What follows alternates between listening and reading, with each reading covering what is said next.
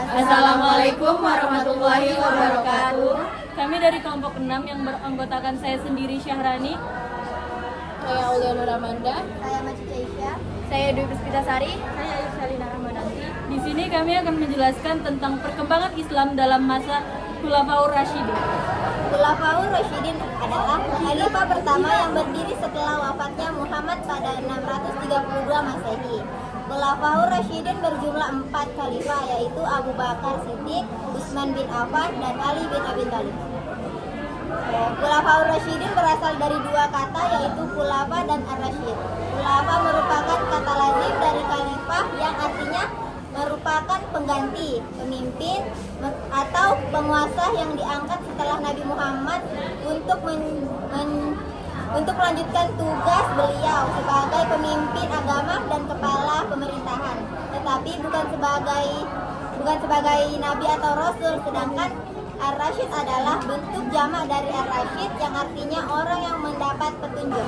Abu Bakar As-Siddiq. Pada masa kepemimpinan Abu Bakar, beliau mengedepankan kepentingan dalam negerinya sendiri daripada hal-hal yang tidak ada kaitannya dengan kaum dan negerinya. Semua keputusan yang terjadi pada masa pemerintahan Abu Bakar selalu ada di tangannya. Namun sebelumnya ia selalu melakukan musyawarah dengan para sahabat sebelum menetapkan sesuatu. Sebelum Abu Bakar meninggal, beliau menunjuk Umar bin Khattab untuk menggantikan posisinya sebagai khalifah. Beliau menunjuk Umar bukan asal saja, tetapi telah mempertimbangkan karena keadaan politik yang ada.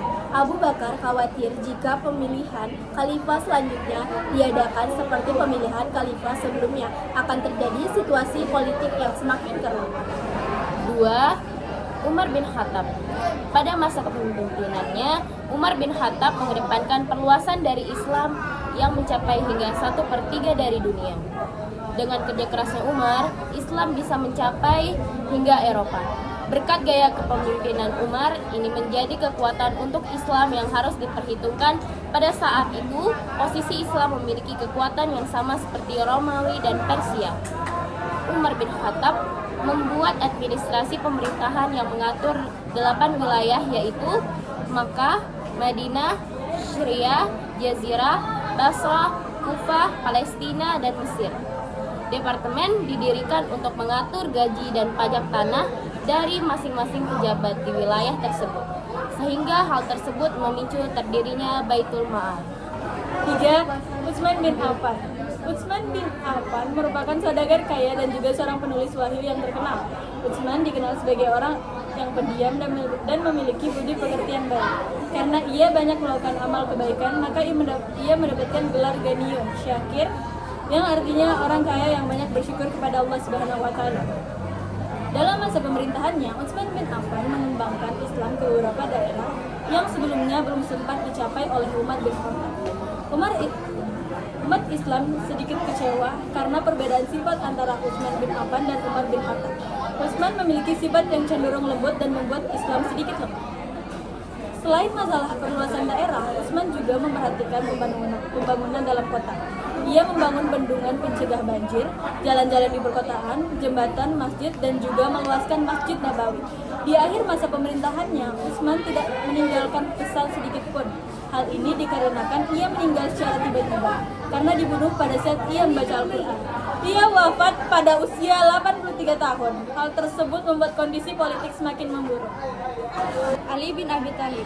Pada masa pemerintahan yang dijalankan Ali bin Abi Thalib, radhiyallahu anhu ini berbeda dengan masa pemerintahan sebelumnya, yang dimana pada kala itu wilayah Islam sudah sangat luas dan sudah banyak terpengaruh oleh masalah duniawi.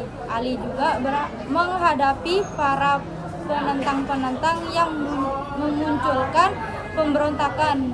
Bahkan ia juga melawan Zubair bin Awam dan Aisyah radhiyallahu anhu karena ia dianggap tidak menyelesaikan perkara pembunuhan Utsman bin Affan. Pertentangan ini semua mengakibatkan timbulnya perang Jamal atau disebut sebagai perang unta karena Aisyah radhiyallahu anhu yang menunggang unta untuk berperang. Sekian dari penjelasan kami akhiri. Wassalamualaikum warahmatullahi wabarakatuh.